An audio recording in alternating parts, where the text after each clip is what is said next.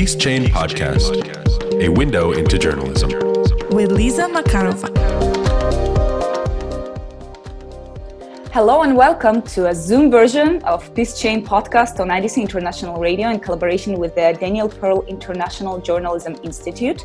In this podcast, I get to sit down with leading journalists and dive into their stories and hear their takes on how the future of journalism will look like. I'm your host, Lisa Makarova, and today we're talking to Seth Frantzman, who is an Oped editor of the Jerusalem Post and contributor to Defense News, executive director of the Middle East Center for Reporting and Analysis, and a writing fellow at Middle East Forum. Seth is also an author of the book After ISIS, America, Iran, and the Struggle for the Middle East. Hi, Seth. Thank you very much for joining us today. Hi, how are you? I'm good. How are you? Good. Awesome. Seth, I saw that you launched your own magazine back in school called Terra Incognita. I'm so interested. What attracted you to this field at such early age?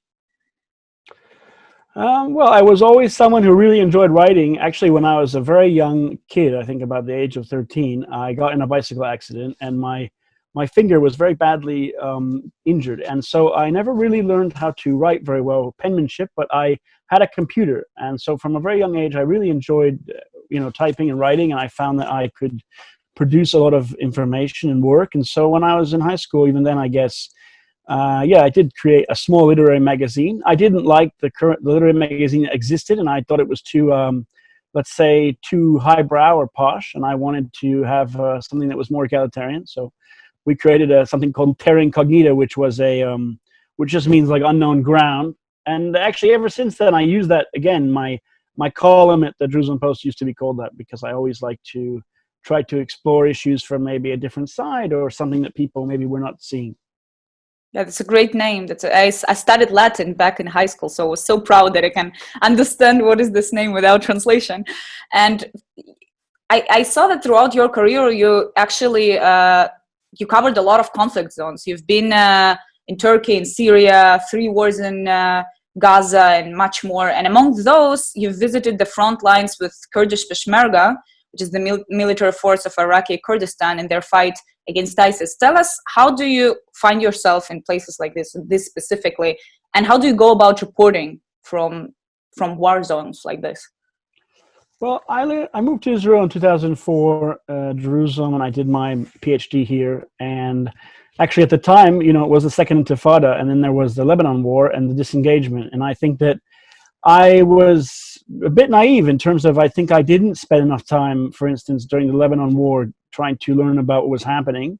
But during the disengagement, I actually went down to Gaza and I was on the border there. And I think that I already enjoyed writing a lot about the conflict, but I think the little by little, I began to explore not only more about the conflict, but also taking more risks. And eventually, I think in 2014, when the ISIS war seriously kicked off in Iraq and other places, I basically decided that I would fly all the way to Erbil in northern Iraq. And I would basically, I really felt it was important to be on the front lines.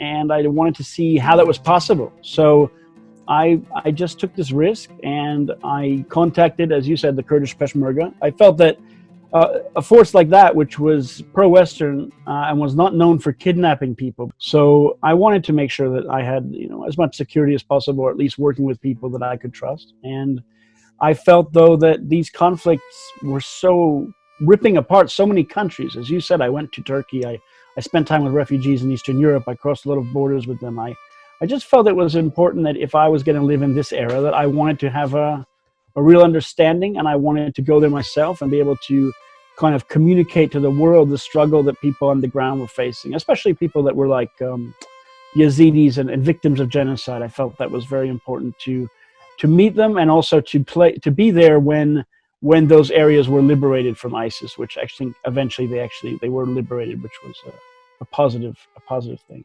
Over the last 9 months, the Iraqi security forces and Kurdish peshmerga have fought a long and grinding battle against ISIS in northern Iraq to clear them out of the city that was once home to 2 million people.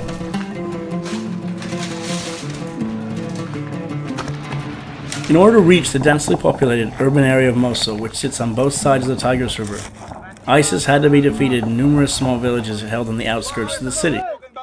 And how did you contact them in the first place? I'm just like, from practical standpoint, where do you find the contacts and you are sure that they're secure, and how do you Well, find I think them? that's the problem, is you can never know maybe anything is fully secure, but one way that you can indicate, at least in the beginning, is if you're opening the connection, or if you're going to the person, at least they're not coming to you. So they're not fishing, like, oh, you're a Western journalist, sir, I heard that you're here. Wouldn't you like to go meet these commanders or something? I would say, but well, who are you?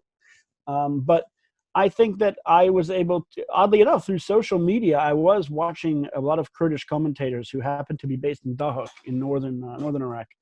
And I just began, retweeting them and DMing them. And I think also I had some contacts in Turkey. I knew some Syrian refugees and other people. But certainly the security thing is very important. I would say, for instance, when you go to a place in a conflict zone, especially if there's a fear of being targeted, you never want to tell anyone where you are on social media until you were a few days later. So if I was on a front line or something, I would never post a picture until maybe 3 days or a week after I'd left.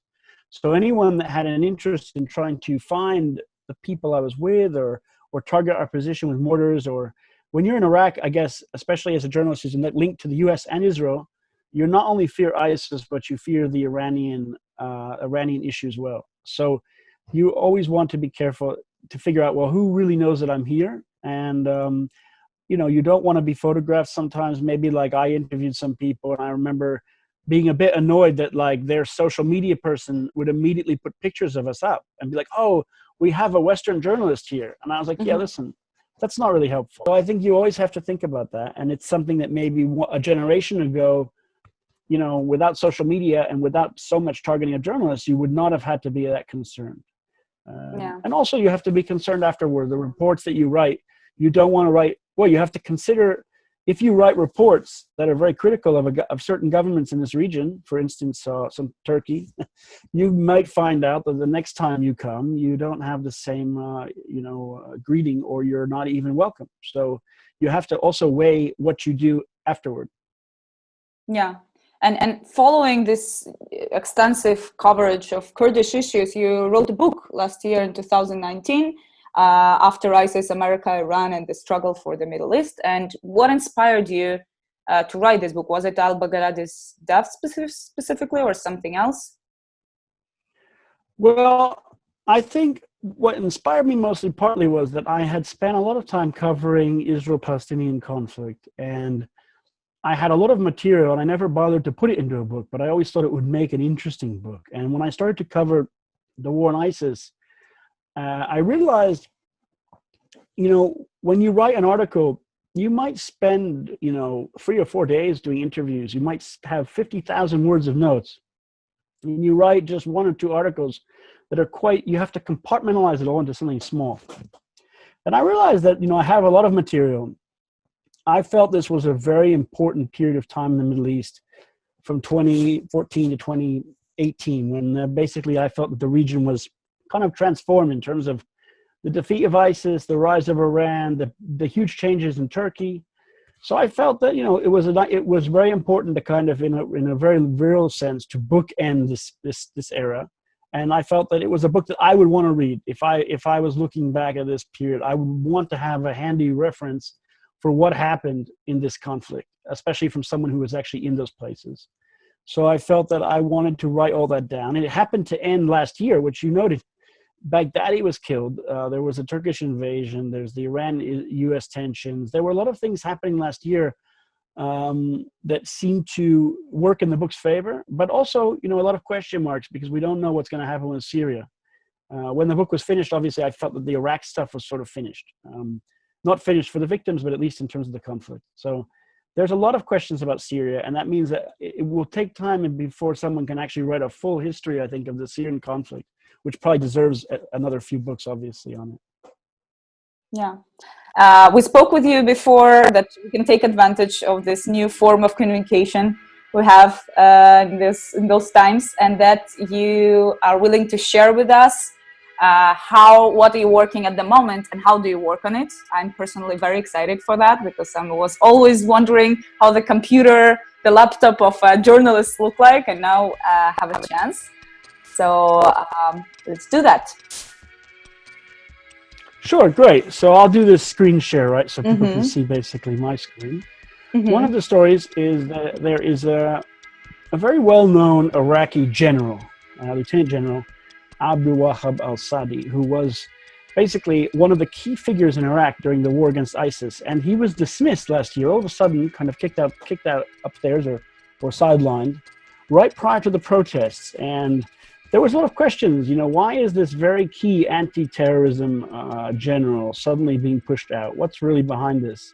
Well, we didn't hear much about him all of a sudden for several months. And all of a sudden, there's a new prime minister of Iraq, and he has been basically reinstated. So one of the interesting things is when you deal with some of the Middle East, a lot of people know about the big, broad brushstrokes. But a lot of the media tends to be a bit Western-centric in sense of like, we wait for Pompeo or wait for France or something to say something, or even Iran. But we don't necessarily spend a lot of time concentrating on some of the local people or the names that might be rising and falling. And I always felt that, it's very important to not only be reading the local media, but you need to keep track of who's who in some of these places because, if some general who is kicked out could cause the toppling of a government or cause a prime minister to resign. And so all of a sudden it really does matter, and it can matter to the whole region. So for instance, if I'm here, I've found the Arabic name of this person, Saidi, that I'm very interested in. And I want to carry out a search for his name in Arabic. So I've done that on Google.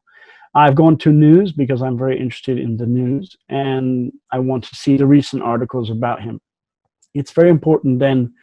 I want to understand the conversation that's taking place in Arabic. For instance, here this Ahura one says actually, here's one that says, who is he? What does it mean? So at least we have some that is a bit more analysis. And I think as the day goes by, luckily we'll get to see more of these kind of, who is he? Why does he matter? And I think it's interesting to get a sense in local media, or at least local language media, what are people saying about this kind of key figure? Why is he important? We don't need to read through all of this right now, but just to get a sense of the conversation. And one thing that's interesting is also a lot of these articles, they will give you, links to a bunch of other places that you can continue to explore a bit. Like, for instance, they will mention important analysts like this Hisham al-Hamshi. So, for instance, if I wanted to, I could even go in here and try to find his name. If I wanted to, here he is, Hisham al-Hamshi. If I wanted to find out, for instance, who is he? Why is he saying that? So again, and how do you use it after in writing an article? How do you combine it all together? So for instance, what I've done now is I've just looked at a few sites. What I would probably do if I was doing this is I would keep opening them all on my desktop. So I have like 30 different sites that are all open at the same time, so I can quickly cycle back and forth. I see the tabs. So here you see Mr. Husham. So it's interesting. He even follows me. So that's kind of interesting.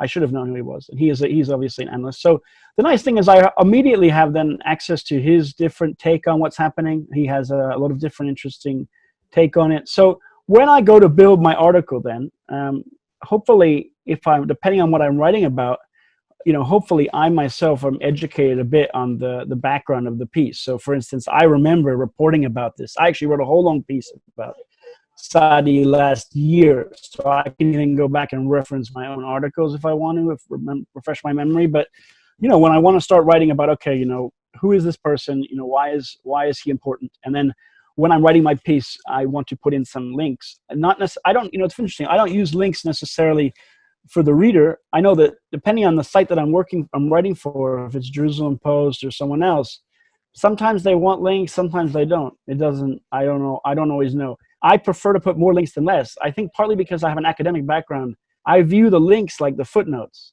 So I can embed all these links, and I can embed a link to a different news site. I can embed a link to here's the Kurdish Ruda that I mentioned.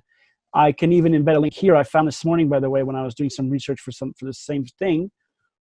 this Qais Khazali figure. Qais Khazali happens to be head of an Iraqi-based militia that is very pro-Iranian. Qais Khazali had this comment this morning, slamming the United States, slamming Israel. Why does he slam Israel? It's interesting. He's smashing Israel, the United States. He's attacking, attacking Jews in his comment. So I noticed this comment, and it doesn't immediately appear to reference Saadi, right? But I think it's important because it references in general the Iranian reaction inside Iraq, which is to link this to Israel and the United States, because I think Saadi was seen partly as being at least a bit of part of the American coalition security apparatus. So we need to keep our fingers on, okay, this guy's been reappointed. What's the conversation around this? What will be the next step in Iraq? Because we all know that Iraq is sort of in play between the United States and Iran, right? So we need to be very careful to understand who is rising, who's falling in terms of the key security positions. Mm-hmm. And that's why I said at the beginning of this, it's important to familiarize, I think, Western audiences sometimes, or English language audience in this case, with some of these key figures, because even though we might say, well, yeah, but it's just some general.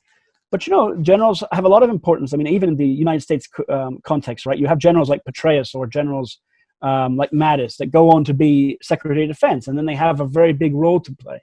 So it's very important not to discount that, especially I think sometimes Western audiences may find it difficult to circle through all these different names, and they're like, yeah, but I can't juggle all these different names and terms. But it's important, I think, I guess, as a journalist, to try to boil that down to them, at least to give people, here's a few things to follow, here's why it matters. And then just for my own purposes, obviously, I will try to keep some of the information in the article. And usually when I'm beginning to write my article, I'll cut and paste just little pieces of information because it's very important when you're writing something to make sure you get the names right. He's a lieutenant general today. Maybe one day he will not be his rank, but you need to get the rank correct. It says here he was a second in command of the counterterrorism forces. So you need to be careful also with terminology. Counterterrorism service sometimes is you also see other names for the same organization, like called ISOF, so you need to make sure that you get which piece of the army, you need to make sure that you get it correct. Now, sometimes you'll notice if you copy one thing and then you copy something else, you'll see that they might even have different information, or his name might be spelled 3 different ways. So you also have to decide in English, do I want to spell it like this or like this? Like, I think it's important, so what I'll do is if I just have some key pieces of information, I might keep them at the bottom so I can keep referencing them while I'm writing. And I want to make sure that I get at least, just in case I have to go back to reference the key details, and make sure that I'm spelling everything correctly and stuff. And at the end of the day, I mean, that's also part of our job, to make sure that we make sure, all these different, who are these officials and stuff. And I think also, like, it's important not to drown the reader in too much information sometimes. When I was writing this article, I weighed whether I should make sure I name who is Ali Shamkhani and Ismail Ghani. Like, Ismail Ghani is the replacement for Qasem Soleimani, and Shamkhani is a key national security figure. But I thought, in this context, I'll just say key officials, or I should say key Iranian officials or something. Because I don't, should I spend a whole paragraph explaining who all these people are, or I just want to give some context that, Iran obviously is trying to play a role in Baghdad. And in my view, of course, I think that, relates a bit to what's happening with this new commander. I wanted, we can't ignore the biggest issue, the topic that bothers everyone in the world now, COVID-19. And, I'm very, I feel in some sense journalism at the moment is maybe a bit like in war times, because everyone depends on it, and it's literally the main source of information for people. So how did you go about, what was special in reporting during times like this?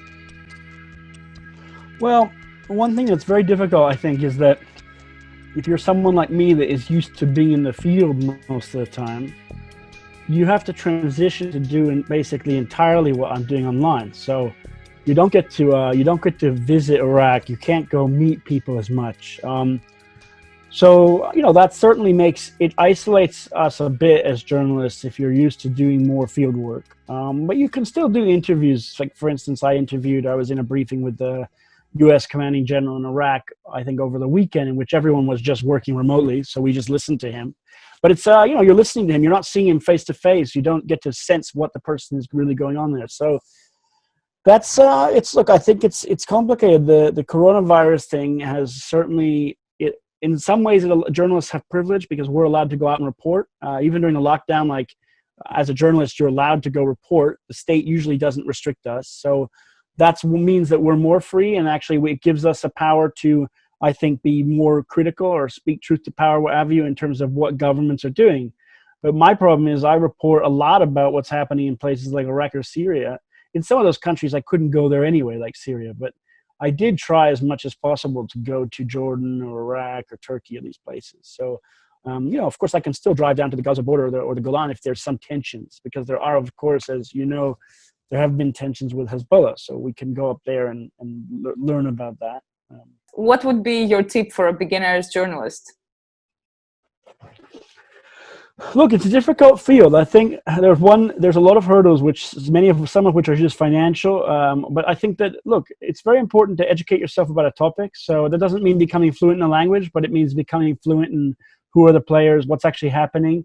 I think being very hungry for information and being very skeptical at the same time, so that you want to absorb a lot of information on both sides, whatever the politics is. Like I may be very critical of Iran's regime, but I'm always super fascinated by the different people that run the regime. I want to understand them and what motivates them.